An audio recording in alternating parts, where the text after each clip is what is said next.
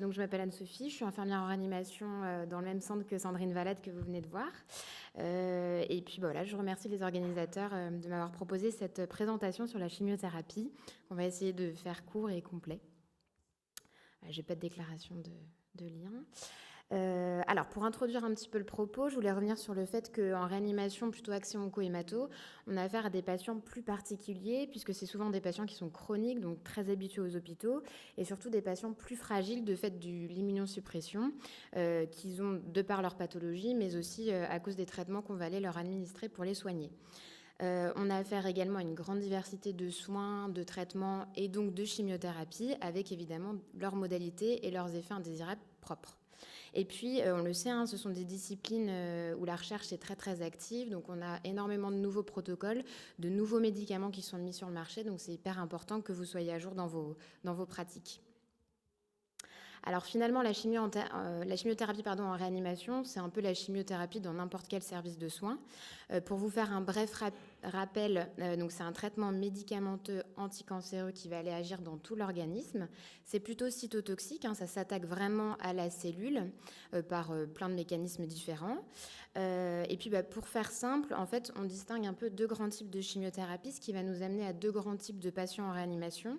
Une chimiothérapie plutôt d'induction qui est utilisée en première ligne de traitement chez des patients du coup qui sont plutôt naïfs de l'hospitalisation généralement, et donc pour lesquels il y aura très peu de limitations thérapeutiques, en tout cas en début de prise en charge. Et puis des chimiothérapies qu'on utilise plutôt en deuxième, troisième, quatrième ligne de traitement, qui sont associées évidemment avec d'autres soins, et donc qui nous amènent à nous occuper de patients qui ont énormément de comorbidités. Et donc c'est hyper important dès le début de l'hospitalisation de refaire le point avec les oncologues et les hématologues qui le suivent pour savoir où est-ce qu'on va, parce qu'on sait que dans ce genre de cas-là, en réanimation, ça peut aller très vite et très mal rapidement. Donc les grandes indications de la chimio, vous connaissez, il y a les cancers solides, il y a les hémopathies malignes comme par exemple les leucémies, et puis c'est un petit peu plus rare, mais nous à Saint-Louis on en a, donc je me devais de vous en parler, les maladies systémiques inflammatoires et auto-immunes. On utilise de la chimiothérapie, notamment pour les vascularites, les MAT, les lupus, etc. Alors du coup, je voulais revenir sur quelques indispensables. Quand vous passez de la chimiothérapie, il faut que vous soyez en sécurité parce que c'est vous l'opérateur. Donc il faut que votre prescription, mais comme pour tout médicament que vous administrez, qu'elle soit claire et détaillée. Donc ça répond à plein de critères. Nous, à Saint-Louis, on utilise une interface, un logiciel qui s'appelle Chimio, qui met en contact la pharmacie, les prescripteurs, donc qui sont plutôt chez nous les oncologues et les hématologues, le réanimateur qui s'occupe du patient à l'instant T, et puis nous, les infirmières qui allons poser le médicament. Donc du coup, ça nous permet d'avoir ensuite le protocole imprimé, d'avoir le OK chimio dessus, et comme ça, on est bien sécurisé au moment de l'administration. Et puis, je voulais revenir aussi sur le fait qu'on a un rôle hyper important auprès du patient, un rôle relationnel et éducatif, puisqu'on passe derrière le médecin qui va expliquer ce qu'est la chimiothérapie. Mais c'est vrai que le patient, il arrive avec toutes ses perceptions sur la chimio. Quand on n'est pas du milieu, quand on dit chimiothérapie, ça fait un peu peur. Donc, c'est hyper important, vous, que vous soyez là pour expliquer ce qui va se passer après. Et puis, une bonne connaissance des médicaments, on en a parlé un petit peu avant. Alors, c'est pas très lisible, c'est juste pour vous montrer que finalement, il y a énormément de molécules différentes, qu'un protocole chimio, pour qu'il soit efficace, en fait, c'est une combinaison de plusieurs molécules, il va y avoir plusieurs mécanismes d'action pour qu'on soit vraiment sur une efficacité optimale, et donc, évidemment, il va y avoir beaucoup d'effets indésirables qu'on n'aura pas le temps de tous détailler. Voilà, alors pareil, pour que ça soit un petit peu plus visible, je vous ai mis des exemples de combinaisons, donc des exemples de protocoles. Par exemple, le R-CHOP, c'est un nom qu'on entend beaucoup, on l'utilise beaucoup dans les lymphomes. Donc voilà, vous voyez bien que c'est l'association de plusieurs molécules, le R pour le Ritux, le C pour le cyclophosphamide, donc l'endoxan, le H pour la doxo, le O pour l'oncovin, le P pour la prédnisone. Il y a souvent des corticoïdes, même quasiment tout le temps associés à la chimio. Donc voilà, des exemples, surtout dans les hémopathies, de protocoles qu'on utilise. Alors pour rentrer dans le vif du sujet, les procédures de manipulation des cytotoxiques, c'est extrêmement légiféré puisque c'est dangereux pour vous et pour le patient. Donc ça répond à un certain nombre de normes qui sont très définies. Les gros groupes, les gros hôpitaux qui font beaucoup de chimio, c'est dans la loi, ils sont censés avoir une unité de reconstitution centralisée. Donc nous, on a ça à Saint-Louis, on appelle ça l'UPAC, c'est un service vraiment à proprement dit avec un parcours du médicament très précis. Et donc, c'est eux qui ils sont censés reconstituer et vous passer les chimios derrière. Si malheureusement, vous n'avez pas accès parce qu'en réanimation, on le sait, on fait de la chimio d'urgence sur la nuit ou les fériés, c'est à vous de reconstituer votre produit. Donc, vraiment, vous mettre en sécurité, utiliser une hotte, aller dans un service d'hémato si vous n'en avez pas dans votre réa, et puis bien vous protéger avec la blouse qui est plutôt résistante à l'eau, bien serrée aux manches, etc. Pensez à l'élimination de vos déchets, c'est hyper important. Et puis, il faut vous dire que si vous éliminez le matériel dans les dasseries, les excrétas du patient, eux aussi, sont imbibés de chimio. Donc, il faut que vous soyez vigilant pour vous quand vous videz, par exemple, les urines. Vous ne les jetez pas dans le lave-bassin classique. Et puis, évidemment, c'est comme un AES. Si vous êtes en contact avec un cytotoxique, il faut absolument appeler la médecine du travail. C'est un accident du travail et il y a une conduite à tenir. Alors, la mise en œuvre en réanimation, la plupart du temps, on utilise la voie intraveineuse. On a de la chance parce qu'on a la possibilité d'avoir facilement des voies centrales, mais on peut aussi passer de la chimio sur VP, on en parlera un peu après. Vous pouvez très bien utiliser la voie centrale que le patient a déjà sur lui, les cathéters à manchon, les chambres implantables, les PICC line. Ce qu'il faut vous assurer, évidemment, c'est la bonne qualité de votre voie et il faut absolument que vous ayez un reflux. Même sur une voie centrale, si vous n'avez pas de reflux, il faut le signaler au médecin, il faut trouver une alternative, il faut faire des radios, bien contrôler sa voie, mais on ne passe pas de chimio si on n'a pas de reflux. Privilégier une voie dédiée, c'est vrai que c'est mieux, mais bon, des fois, on n'a pas le choix que de mélanger avec d'autres produits. La voie sous-cutanée, donc ça se fait de plus en plus. Je pense notamment au Velcade. Ça se présente comme une piqûre d'anticoagulant, sauf qu'évidemment, il faut vous protéger, vous. Donc masque et gants, c'est vraiment obligatoire. Et puis prévenir le patient quand même que d'avoir un cytotoxique sous la peau, ça fait un petit peu plus mal que d'avoir un anticoagulant classique. La voie orale, on est amené aussi de plus en plus à donner des gélules et des comprimés. Donc pareil, c'est à manipuler avec des gants parce que ça reste abrasif, c'est dangereux. Et puis sur nos patients intubés ventilés, il arrive qu'on le passe dans les gastriques. C'est faisable, il faut juste s'assurer avec la pharmacie que ça puisse se faire. Et si vous avez à faire fondre des gélules ou à les ouvrir, il faut absolument également le faire sous hotte pour vous protéger, vous. La procédure en elle-même, c'est pareil, c'est très légiféré. Elle a toujours la sécurité avant tout. C'est un petit peu comme une transfusion finalement. Vous devez faire un double contrôle soignant à la réception et à la pose de votre poche. Contrôler l'identité ultime au lit du patient avec le bracelet s'il n'est pas capable de décliner son identité. Bien vous assurer que votre prémédication a été faite en temps et en heure selon le protocole. Puis comme tout autre médicament, vous surveillez l'administration, les effets secondaires précoces et puis vous tracez dans votre dossier de soins comme d'habitude. Alors, on va passer à la deuxième partie de la présentation. Donc, on va parler des effets indésirables dans l'aigu. Donc, une fois de plus, il y en a énormément. On n'aura pas le temps de tout détailler. Je vous ai mis un petit schéma pour que ce soit plus visuel. Vous avez du coup, ça va dépendre en fait du patient en lui-même, de ses antécédents. Par exemple, si on sait qu'on a un patient insuffisant cardiaque, la toxicité cardiaque des intracyclines, la question va se poser. Il y a les grandes toxicités classiques, les toxicités hémato, digestives, cutanées, en rapport avec le type de chimio. Et puis, il y a aussi les risques en lien avec la pathologie sous-jacente. On sait que par exemple dans les grandes hémopathies malignes, on a un gros risque de syndrome de Leigh, donc c'est très particulier. On n'aura probablement pas le temps de tout détailler, mais si vous avez des questions à la fin, il n'y a pas de problème. Alors une fois de plus, je reviens sur le rôle de l'infirmière dans la prévention des effets indésirables.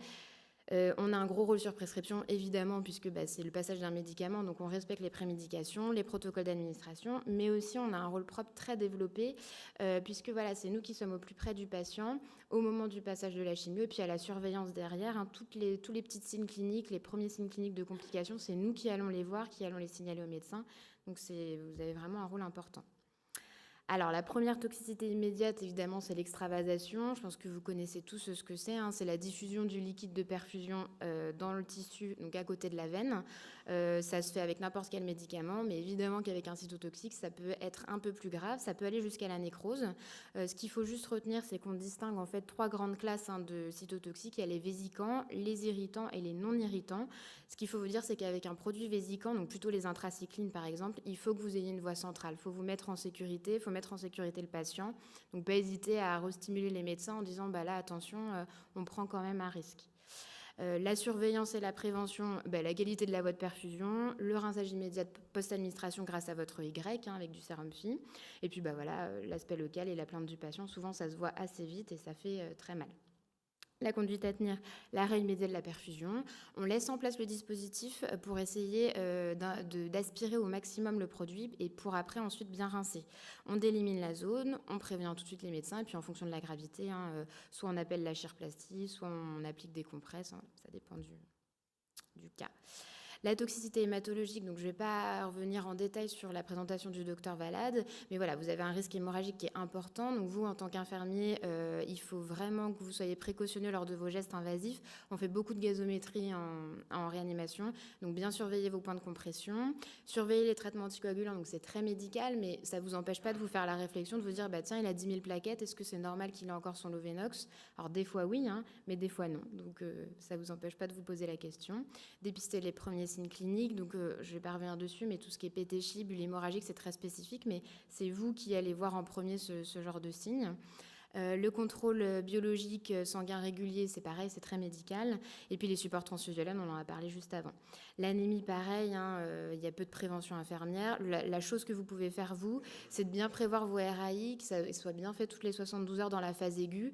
Comme ça, si vous avez à transfuser en urgence, voilà, vous savez que vous êtes prêt. Et puis la neutropénie, alors c'est pareil, je ne vais pas revenir derrière la présentation de Sandrine, mais juste insister sur le fait que vous, les infirmières, vous avez vraiment un rôle primordial. C'est nous qui allons dépister en premier lieu souvent la fièvre, le sepsis sévère, c'est nous qui allons faire les prélèvements non exhaustifs, c'est nous qui allons mettre les antibiotiques. Et on a vu que c'était une urgence vraiment, donc voilà.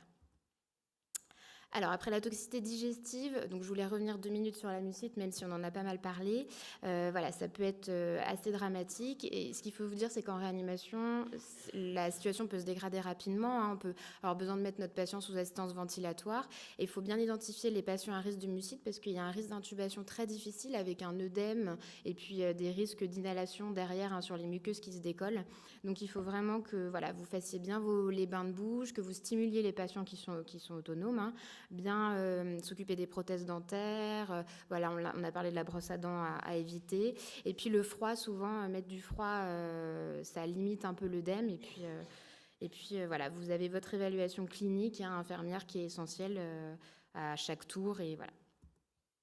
La toxicité digestive, beaucoup plus générale, qu'on s'attend à avoir derrière la chimio, les nausées, les vomissements, la diarrhée, la constipation. Ça peut paraître anodin, mais ça peut mener à des graves troubles, notamment ioniques, à des grosses déshydratations.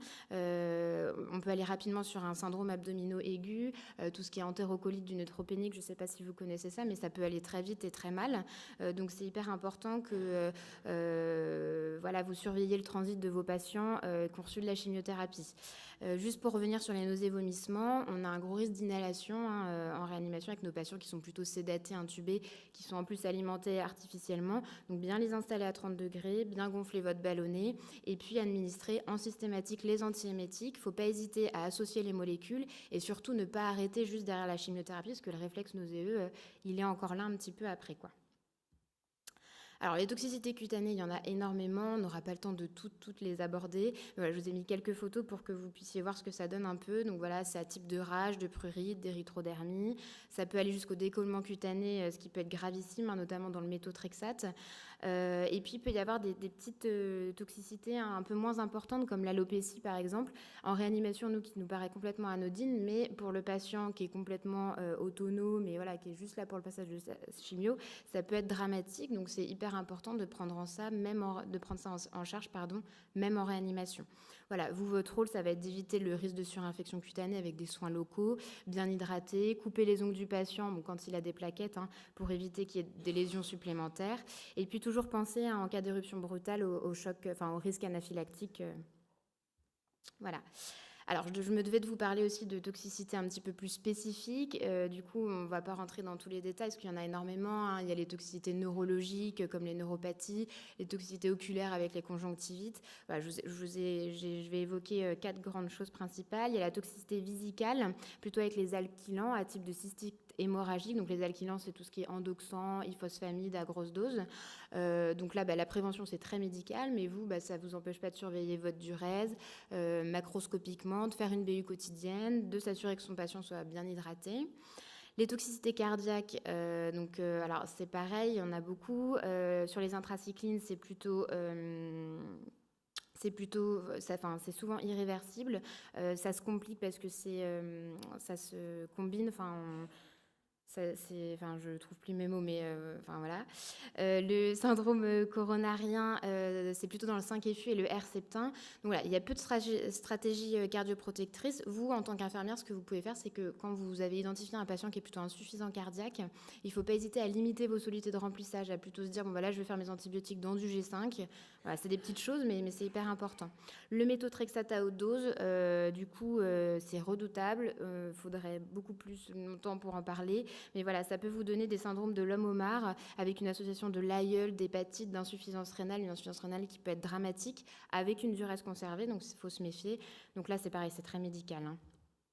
Et puis pour finir, je me devais de vous parler aussi des toxicités, des réactions anaphylactoïdes qu'on voit beaucoup, notamment dans les nouvelles thérapies, dans les thérapies ciblées. Nous, on utilise beaucoup le MabThera en association avec la chimiothérapie. C'est des médicaments où il y a beaucoup de risques de réaction lors de la première perfusion surtout. C'est très varié, ça va très vite. C'est comme un choc anaphylactique, donc il faut surtout savoir identifier le niveau de gravité, tout de suite appeler son médecin. Voilà, la prévention, c'est pareil, c'est très médical, hein, c'est le respect de votre prémédication avec l'antipyrétique, l'antihistaminique et puis les corticoïdes. Et puis, c'est des médicaments qu'on passe par palier en fonction de la tolérance du patient. Voilà, pour conclure, aborder la chimiothérapie avec tous ces effets indésirables, ça prend du temps. Il faut que vous pensiez du coup à vous parce que passer des cytotoxiques, c'est vraiment dangereux. On a un aspect psychologique, même en réanimation auprès du patient, qui est vraiment indéniable, c'est hyper important. Et puis voilà, on va sans cesse vers de nouveaux médicaments, de nouvelles thérapeutiques, avec avec de nouveaux effets indésirables qu'il va falloir qu'on prenne en charge. Voilà, merci.